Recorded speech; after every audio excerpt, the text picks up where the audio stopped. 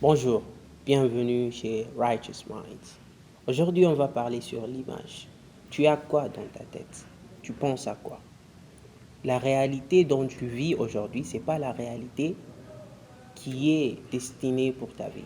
Tu es appelé aux grandes choses. Tu es appelé à vivre une vie qui est admirable, comme la Bible nous dit. Alors, dans le livre de Corinthiens 4:18, on lit parce que nous regardons non point aux choses invisibles, mais à celles qui sont visibles. Car les choses visibles sont passagères et les choses invisibles sont éternelles. On comprend quoi par le mot invisible, les choses qui sont invisibles? Ok. Les choses qui sont invisibles, Mm. les choses qui sont invisibles, ce sont des choses. En fait, l'invisibilité nous amène dans une autre dimension. L'invisibilité nous amène dans les choses qui sont surnaturelles. Mhm. Ok. Car dans la Bible, on dit que nous regardons. D'ailleurs, on dit nous regardons non pas aux choses visibles, Oui. mais à celles qui sont invisibles. Mhm. Et le domaine de l'invisibilité, c'est une autre dimension. Mhm. Okay. Nous pouvons prendre l'exemple des choses, des créations que nous pouvons voir aujourd'hui qui existent maintenant. Mm. Si nous rentrons comment, 1000 ans derrière, Oui, dans le temps 2000, dans les temps d'Élisée, d'Élisée, Élie, même Jésus. dans les temps de Jésus, Mhm. ces choses n'existaient pas. Oui, c'est vrai. Alors, c'est dans une dimension où nous devons Entrer. voilà, et dans la dimension où nous devons entrer, nous devons faire en sorte qu'il y ait des choses Mm. qui sont dans l'invisible, Visible. les matérialiser dans les visibles. Donc, on est en train de télécharger des choses qui sont invisibles dans ce monde ici. On les matérialise à travers nos pensées, Voilà. à travers l'esprit de l'homme. Voilà, à travers l'esprit de l'homme. Oui. Car l'homme, on dit que c'est comme un parcours. Mhm. Nous cherchons à réussir de plusieurs manières. Exactement. Nous faisons des choses pour arriver à une certaine dimension, Mhm. à réaliser quelque chose. Mhm. Et si nous constatons bien, les choses que nous voyons maintenant ont été l'invention d'une ou telle autre personne. Exact. Donc, on ne peut pas dire que les choses se sont inventées. Voilà. Ça a commencé dans le pensée de quelqu'un. Voilà. Donc, il a commencé à penser de cela. Oui. C'est comme un ingénieur, par Voilà. exemple. Avant qu'il soit un ingénieur devant nous tous, il est d'abord ingénieur dans sa tête. Ok. Il manifeste ses pensées après avoir travaillé on himself. Donc, il a travaillé en soi-même, exactement. Voilà. Il s'est donné aux études. Il est parti peut-être à l'université. Il est parti au collège. Il s'est donné, voilà, afin que il matérialise ses pensées. C'est ça. Donc, par exemple, il y a l'exemple de nos enfants. Lorsqu'on grandit, on se dit que non, moi je serai ingénieur, moi je serai pasteur, moi je serai docteur. Ouais.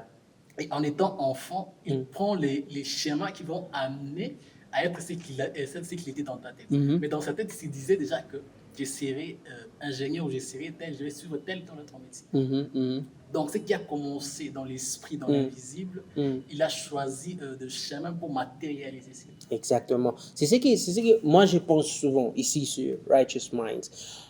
Je pense et je crois que si la tête d'un homme est bien faite, donc tu as corrigé tes pensées en utilisant la parole de Dieu.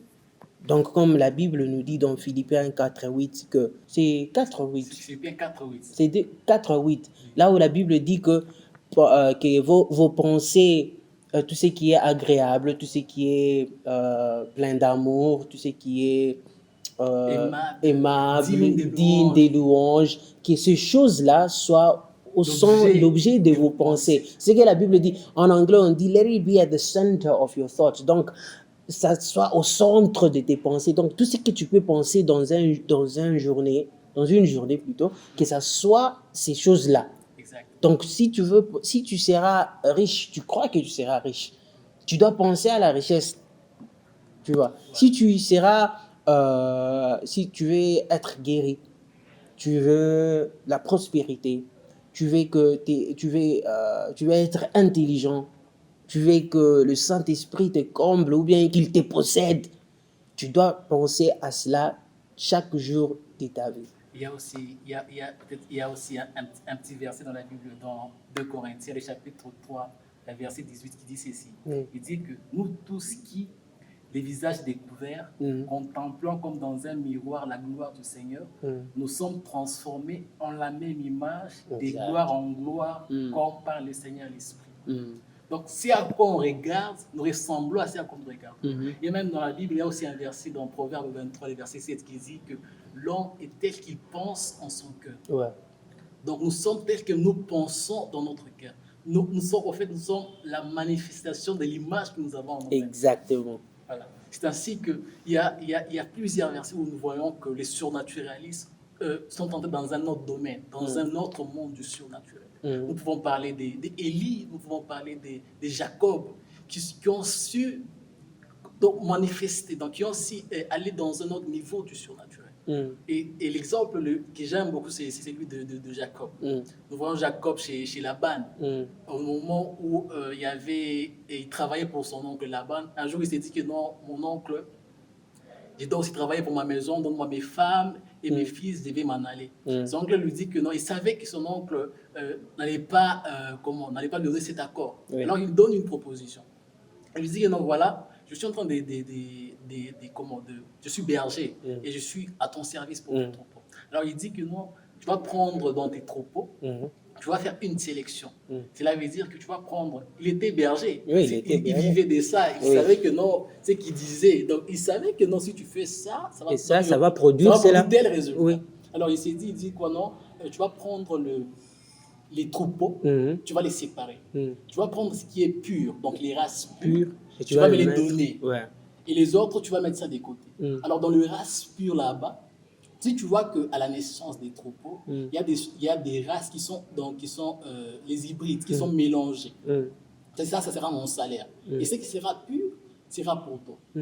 Ça a commencé dans l'esprit de Jacob. Et lorsque nous suivons, nous lisons la suite, on voit très bien que Jacob, par ce qui a commencé dans sa tête, s'est manifesté. Oui. Nous allons voir qu'au moment où les troupeaux entraient en chaleur, Jacob il était en train de tailler les branches et il mettait au devant des brebis. De sorte que lorsque les brebis voyaient donc lorsqu'ils se mettaient en chaleur, ils voyaient les images là. Et lorsqu'ils mettaient à la naissance, leur enfant se ressemblait à l'image qu'ils voyaient. Oui, oui. Voilà, c'est que l'homme est tel qu'il pense en son temps. Donc c'est ça. Si tu regardes, dans tes pensées ne sont pas pures. Tes pensées sont pleines de tristesse. Tu vas produire ces choses-là. Une vie de pauvreté, une vie qui n'est pas digne d'être célébrée. Mais si dans ta tête, il y a l'image de l'éternité, parce que l'éternité est réservée aux enfants de Dieu. Et dans l'éternité, il n'y a pas des esclaves. Dans l'éternité, il n'y a pas des gens qui manquent. Donc, si dans ta tête, dans tes pensées, tu as l'image de la bonté de Dieu, d'une vie glorieuse, donc ça va prendre du temps pour se manifester. Et c'est là, ça dépend de la relation que tu as avec le Saint-Esprit. Parce que si ta relation avec le Saint-Esprit n'est pas up-to-date, donc elle n'est pas mise à jour tout le temps, tu vas voir que les choses que tu veux manifester, ils vont prendre du temps. Exactement. Mais si tu as une relation qui est mise à jour, donc quand tu parles, ça se manifeste. Quand tu désires, ça arrive. Parce que c'est ce que Dieu dit. Avant que vous priez même, je connais ce que tu as prié, ce que tu as demandé, voilà. Et j'ai déjà répondu. Avant même que tu dises. Oui. Mais ça arrive comment que quand moi, avant j'ai dit Amen, Dieu a répondu, mais je n'ai pas vu la manifestation. Ça dépend de la relation qu'on a avec le Saint-Esprit. Parce que si tu n'es pas sûr de ce que tu es en train de dire, tu n'es pas sûr de ce que tu es en train d'exprimer. Tu n'es pas sûr de ton identité. Tu n'es pas sûr de ton identité. Comment est-ce qu'un roi peut donner un ordre et le travailleur, le garde, dit, bon, I'll do it when I want. Donc, je vais les faire quand je veux. Ça n'arrive jamais. Vous voyez? Donc, on doit être sûr de ce qu'on veut dans cette vie.